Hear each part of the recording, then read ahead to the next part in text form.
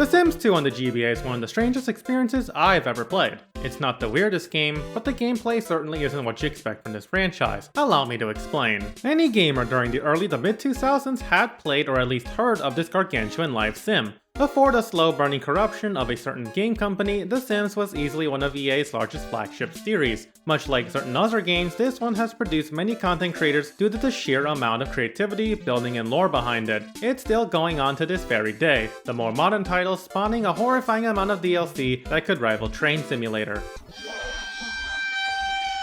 But we're not here to talk about those games. No, today we're here to discuss the other side of the proverbial bed. The spin-off titles, particularly the GBA port of The Sims 2. With a series as big as this one, it was inevitable to not only have expansions for the game, but also ports to other consoles. Issue is, of course, being that a console can't fully facilitate all the known gameplay loops the PC can. As a result, the console ports generally feature more limited building and put more focus on the lore of the game. And that, ladies and gentlemen, is what I'm here to put in your face. So let's talk about that premise, because for a video game, it's actually got a unique flavorful charm to it. You, the ever-seen, beautiful player character, are called in by Daddy Big Bucks to help star in his new reality TV show called Strangetown. The aptly named show takes place in said Strangetown. The kicker, of course, is that no one except you knows that you're in a reality show. You can question the legality of this all you want, but clearly we ignore the big megalomaniac rich man in the room. Before making this video, I've yet to realize that this man exists in all 3 Sims games, but that really shouldn't affect anyone wanting to play this one. Anyways, this is where the Sims 2 gameplay loop comes in.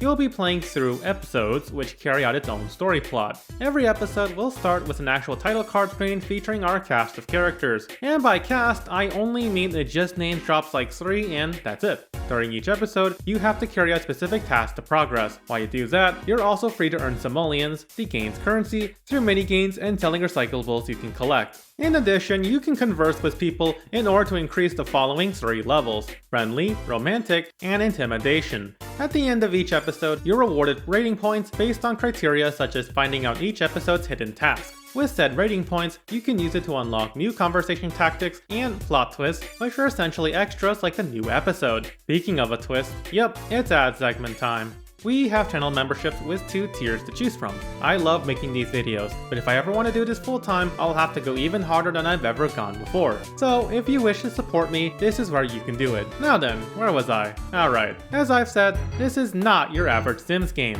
The structure is so completely off from the formula that spin-off is quite appropriate. For starters, your house is barely an afterthought. You can decorate it and buy furniture, sure, but no one actually visits you. No events take place in your house at all. In fact, it only really exists to recharge your meter. That meter is needed to partake in the game's conversation mechanic. In a conversation, you'll take one of 3 routes as said earlier in the video. Then you can select an action which has a chance to either succeed or fail. Certain actions will succeed higher than others. If you manage to complete a conversation, you'll refill your entire meter. Then, that's it. While it's true there are characters you can talk to, most of the time their eyes are background or really only matter for the episode's plot. For a game completely centered around a reality show, I had hopes that I'd be able to get some personal scenes with said characters. We've got a large cast of these strange town denizens such as dusty hogs or even an alien. Given that The Sims is known for such wacky and out there presentation, I was honestly expecting to at least get some extra content if I put in the effort to raise their friendship. But no, nothing really happens. There's no incentive or reward to go out of your way to max things out. Sure, there's some awards and in-game bonuses,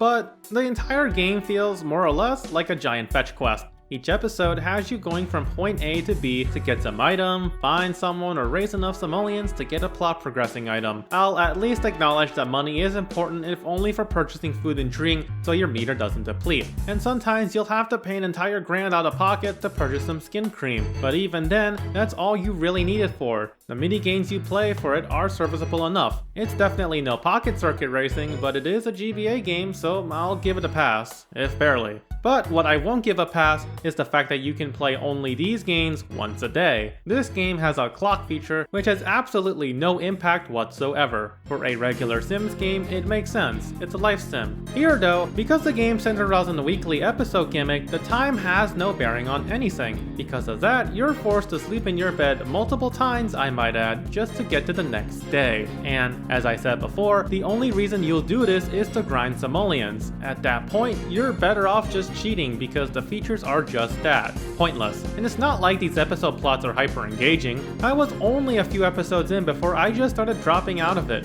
Much of my gameplay was just my character moving. Dialogue is kept to a minimum, and I really have no time to learn about anything. I'll give it this though, at least it commits itself to the reality show bit. During certain points in the episode, you'll immediately stop what you're doing and enter commercial break. That's right, taking a commercial break is an in-game mechanic. These come in the form of various mini-games, such as running away from a giant soda, or driving a car with some poor controls. It's whatever really, acts more intrusive than anything, but hey, it's a reality show, gotta stick with that script. There's some fun ideas with this game. The idea of a reality television show masquerading as real life to its contestants is neat. I think the game would have gone much better if the game didn't have you selecting episodes. Instead, just have it all occur naturally as you progress through the game. Invite people over, get to know them, and such. That might even give you a bonus rating depending on if they open up to you or not. After all, reality TV loves those juicy secrets. While I've never played the earlier Sims GBA games, I have heard it's a much better experience and somewhat, if albeit loosely, closer to the actual game.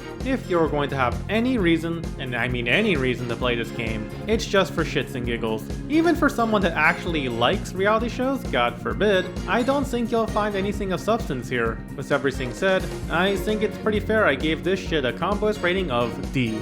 Maybe if they tweak the concept, I could see this being more enjoyable. As it is now, it's a running simulator. Thanks again for waiting on the Golden Sun video, everybody. It'll take a bit, but I promise it'll come out eventually. For now, I've got many games to cover and plenty more to talk about. So thanks again for the support, and I wish you all a wonderful rest of your day. Peace.